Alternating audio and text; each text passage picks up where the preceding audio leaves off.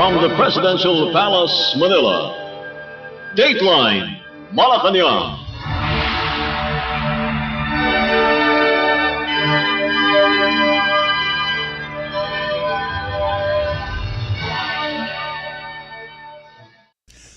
Good day. This is Dateline Malacañang. Philippine President Ferdinand R. Marcos Jr. on Thursday directed his cabinet and heads of agencies to make sure government projects are completed on time and within budget.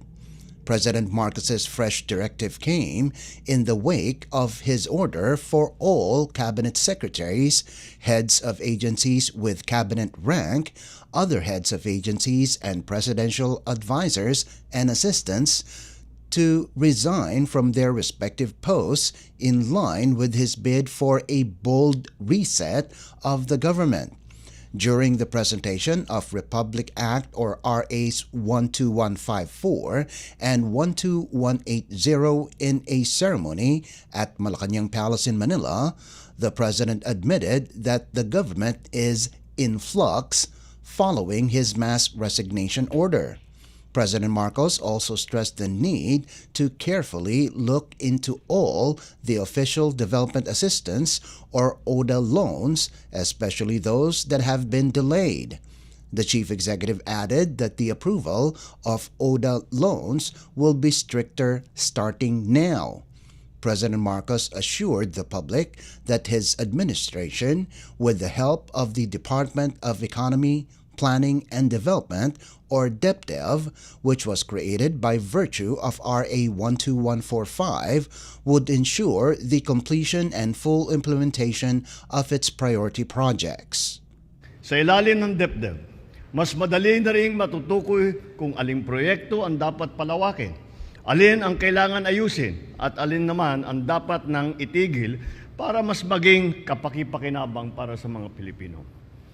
Kaya naman, may iwasan na natin ang nasasayang na pondo, panahon at pagkakataon sa paglilingkod. Upang magampanan ng DepDev ng maayos ang kanilang tungkulin, umaasa ako makikipagtulungan sa atin ang iba't ibang ahensya ng pamahalaan. Hamon ko sa gabinete at mga pinuno ng ahensya, siguruhing matatapos ang mga proyekto ng ayon sa schedule at sa budget. Hindi na tayo papayag na may masyadong cost overrun, mayroong mga time extension, wala namang makatwirang dahilan, and no to non-performing projects. Nasabi ko na rin noon na dapat lahat ng ODA loan, lalo na ang mga lubos na na-delay, ay masusing pinag-aaralan. Mas magiging stricto na rin ang approval ng ODA loan simula na ngayon. Kasabay nito, Nangangako tayo na magiging mas mahusay at tapat ang pamahalaan sa paggugol ng pondo ng bayan. Sa ganitong paraan, mas tataas ang kalidad ng ating buhay. You just heard Philippine President Ferdinand R. Marcos Jr. Dateline Malacañang. Philippine President Ferdinand R. Marcos Jr. will reaffirm the Philippines' commitment to protecting its sovereignty and accelerating talks on a binding code of conduct, or COC, in the South China Sea, or SCS, during the 46th Association of Southeast Asian Nations, or ASEAN Summit, and related meetings in Kuala Lumpur next week. In a press briefing in Malacañang Thursday, Department of Foreign Affairs or DFA Deputy Assistant Secretary Dominic Xavier Imperial said, the President will attend 9 leaders-level engagements from May 26 to 27, including the ASEAN Gulf Cooperation Council or GCC Summit and the ASEAN GCC China Summit. The meetings will be hosted by Malaysia, this year's ASEAN chair, with the theme Inclusivity and Sustainability. The DFA official confirmed that President Marcos will raise the urgency of concluding the long-delayed Code of Conduct in the South China Sea, a proposed agreement between ASEAN and China aimed at reducing tensions in the disputed waters. On May 26, the Philippine President is set to attend the plenary and retreat sessions of the 46th ASEAN Summit, 3 interface meetings with ASEAN parliamentarians, youth and business leaders, and a signing ceremony for the Kuala Lumpur Declaration on ASEAN 2045. The following day, President Marcos will chair the 16th Brunei, Indonesia, Malaysia, Philippines East ASEAN Growth Area or BIMP-IAGA Summit before attending the ASEAN GCC and ASEAN GCC China Summits. Imperial said 22 outcome documents are expected to be issued, including the Kuala Lumpur Declaration on ASEAN Vision 2045 and joint statements from the ASEAN GCC and ASEAN GCC China summits. The chief executive is also likely to hold bilateral meetings with the leaders of Laos, Kuwait, and Vietnam on the sidelines of the summit, though these are still being finalized. Among the global issues expected to be discussed are the political crisis in Myanmar, new United States tariff policies, and broader geopolitical and geoeconomic developments affecting Southeast Asia. The President will be participating in the 46th ASEAN Summit, in the 2nd ASEAN GCC Summit, and in the ASEAN GCC China Summit, all happening in Kuala Lumpur, Malaysia on 26 and 27 May. The President will be joined by leaders of other ASEAN member states and various dialogue partners at the invitation of Malaysian Prime Minister Dato Seri Anwar Ibrahim, who serves as this year's ASEAN Chair under the theme Inclusivity and Sustainability. The summit is a mechanism for leaders to provide policy direction for ASEAN, build consensus of matters of mutual interest, and exchange views on key regional and international issues. The President is expected to attend 9 leaders-level engagements. 6 of these will be held on May 26th, and these are some of the meetings that will be attended by the President. So there's the plenary session and the retreat session of the 46th ASEAN Summit, and then there will be 3 leaders interface meetings with the parliamentarians, with the ASEAN Business Advisory Council, and also the representatives from ASEAN Youth. And finally, on that day, there will be a signing ceremony of the Kuala Lumpur Declaration on ASEAN 2045. And then there will be 3 more meetings that the President will be participating in the following day. And these are the 16th Brunei Darussalam, Indonesia, Malaysia, Philippines East ASEAN Growth Area Summit, or the BIMP-IAGA Summit, which the President himself will be chairing. And then there's also the 2nd ASEAN Gulf Cooperation Council Summit, and finally the ASEAN GCC China Summit. Now, in all these engagements, the President will continue to uphold and promote Philippine interests in ASEAN, such as deepening security and stability in the region, economic cooperation, and broadening engagement with dialogue partners. Furthermore, the President will continue to underscore the Philippines' sovereignty, sovereign rights, and jurisdiction in accordance with international law, including the 1982 UNCLOS and the 2016 Arbitral Award. Meanwhile, the leaders are also expected to discuss various global issues that impact the region and beyond. These include the situation in Myanmar, the United States' new tariffs policy, and other geopolitical and geoeconomic challenges that affect the region. To date, there are 22 outcome documents that are expected to be issued during these summits. Some will be adopted and some will be noted by the leaders. And just a few of these outcome documents include the Kuala Lumpur Declaration on the ASEAN Vision 2045, the joint statement of the 2nd ASEAN Gulf Cooperation Council Summit, and the joint statement of the ASEAN GCC China Summit. Finally, the President will possibly have a number of bilateral meetings with his counterparts at the silence of the summits. Department of Foreign Affairs Deputy Assistant Secretary Dominic Xavier Imperial. Dateline Malacañang. Following the presidential directive for their mass resignations, Malacañang on Thursday said all heads of agencies and offices will continue to serve and still have the chance to improve their work performance until President Ferdinand R. Marcos Jr. makes a final decision.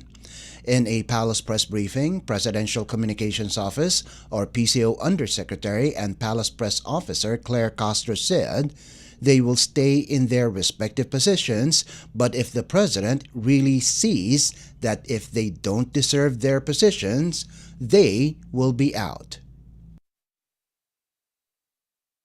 Yes, mananatili sila sa kanilang posisyon. Siguro ito yung tamang panahon para ipakita nila na dapat sila manatili sa kanilang posisyon. Pero kapag nakita po talaga ng Pangulo na hindi mo deserve ang iyong posisyon, you will be out.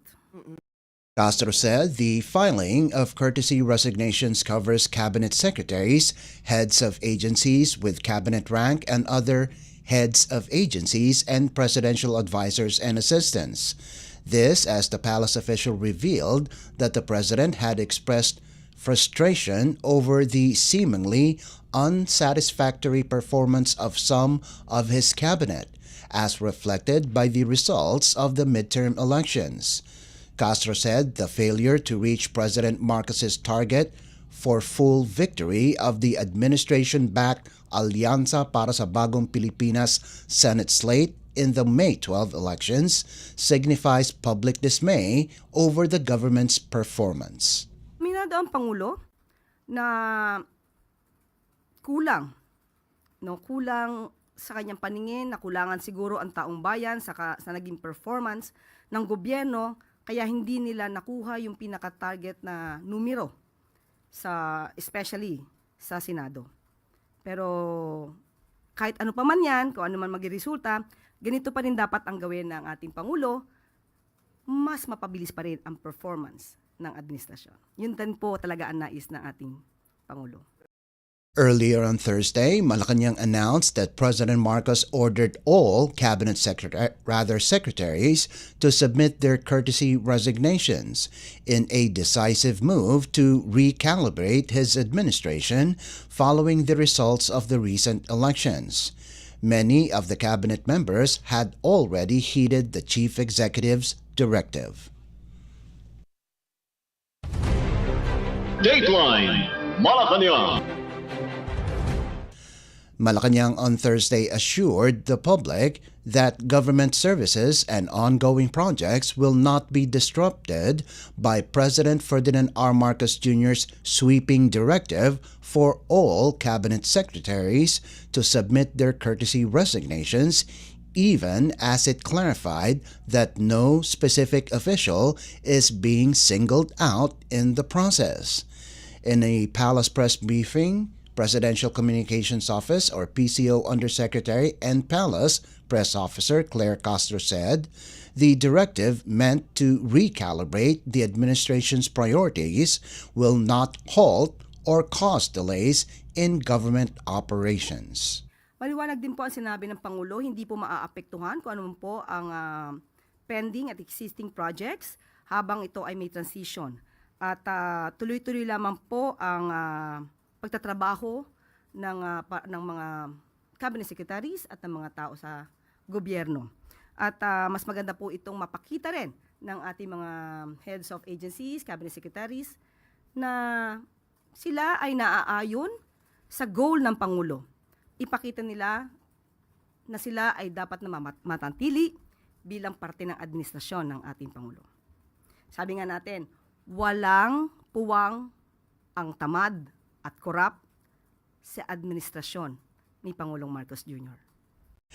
She clarified that cabinet members remain in their posts unless the president formally accepts their resignations, ensuring continuity in leadership and operations, adding that all heads of agencies should also submit their courtesy resignations. Liwanagin po natin, all cabinet secretaries, heads of agencies with cabinet rank, other heads of agencies kahit hindi kayo secretary, and presidential advisors and assistants. So, kasama po, kung sino man po yung binabanggit nyo po, hindi ko po alam kung sino yan. Pero wag niya pong, kung magandang performance niya, pero kung siya po ay nasa listahan po, ang kanyang posisyon ay nasa listahan, wag po naman sana magmatigas, if ever. At kung maganda naman po ang performance niya, hindi naman po siya matatanggal. Meanwhile, the palace official also clarified the timing of the request for resignations, saying that even before the directive, the president has been reviewing heads of agencies and have even sacked officials before the midterm elections. Tandaan po natin, nung una pa lamang po ako na-appoint as a press officer, nabanggit na po natin yan kung may kinakailangang mga revamp. Sabi ko, wala pa pong update, pero talagang yan po ang ginagawa ng Pangulo, makita at ma-monitor ang trabaho ng kanyang mga heads of agencies at mga departments. So, hindi lamang po ito ngayon. Talaga pong nire-review. Tandaan po natin, marami na natatanggal bago pa nagkaroon ng eleksyon. Bago pa nangyari ang eleksyon. So, siguro mas naramdaman lang naman Pangulo itong naging eleksyon na mas kailangan pa ng mas mabilisang pagtatrabaho ang administrasyon para sa taong bayan. That was Presidential Communications Office or PCO Undersecretary and Palace Press Officer Claire Castro. Dateline Malacañang. Philippine President Ferdinand R. Marcos Jr. will keep an eye on the proposed 2026 national budget to ensure that it includes the priorities of the current administration. In a Palace Press briefing, Presidential Communications Office or PCO Undersecretary and Palace Press Officer Claire Castro said the earlier pronouncement about President Marcos sitting as observer in the bicameral budget deliberations on the proposed budget for 2026 should not be taken literally. Castro expressed optimism that there would be no issues raised to ensure the smooth and swift passage of the proposed 2026 budget. Literally, he will not definitely sit during the BICAM meeting. This is just an expression to show to the people that he will keep an eye on the national budget for 2026. So it should be at least, it should be based on the priorities of the government. The budget should be based on the priorities of the government, and it should prioritize the shovel-ready projects of the government. So yun lamang po. Budget Secretary Amena Pangandaman on Tuesday said the President had expressed willingness to join the Bicameral Conference Committee's budget deliberations on the proposed 2026 national budget if needed. This, as Pangandaman said, President Marcos wanted to make sure that the proposed 2026 national budget only includes shovel-ready projects. Senator-elect Panfilo Lacson on Wednesday welcomed the chief executive's plan, saying it will send a strong signal to Congress not to make a mockery of our role in the budget process. Pangandaman earlier said the national government's budget for 2026 could reach 6.793 trillion pesos. The Department of Budget and Management on Monday said the government agency's budget proposals for 2026 have reached 11 trillion pesos, higher than the 9 trillion pesos in funding requests for 2025. Dateline Malacañang. In other news, Malacañang declared Friday, June 6th, a regular holiday nationwide in observance of Idil Adha or the Feast of Sacrifice. Executive Secretary Lucas Bersamin signed Proclamation number 911 on Wednesday, a copy of which was posted on the official Gazette website on Thursday. Idil Adha, one of the main holidays for Muslims, commemorates Prophet Ibrahim's willingness to sacrifice his son to obey God's command. The issuance comes following the recommendation of the National Commission on Muslim Filipinos to declare June 6 a holiday to allow Filipino Muslims to join the commemoration. Muslim Filipinos comprise about 6% of the country's population. Dateline Malacañang. And finally, Philippine President Ferdinand R. Marcos Jr. is set to attend the opening ceremonies of the 2025 Palarong Pambansa or National Games to be held in the province of Ilocos Norte from the 24th until the 30th of May. Around 17,000 student athletes, coaches, school officials, and technical personnel from 17 regions will join the opening ceremonies, which will be held at the Ferdinand E. Marcos Memorial Stadium on Saturday, which will also serve as the game's main venue. The President will be accompanied by Education Secretary Sani Angara, along with local officials including Governor Matthew Marcos Manotoc and Vice Governor Cecilia Araneta Marcos. This is the second time the province played host to the National Games since 1968. With the theme Nagkakaisang Kapuluan or in English, United Archipelago, this year's Games hopes to achieve the country's unity through the Games. The event hopes to benefit the local economy of Ilocos Norte, particularly in the sectors of tourism, transportation, and small businesses in the province. Dateline Malacañang.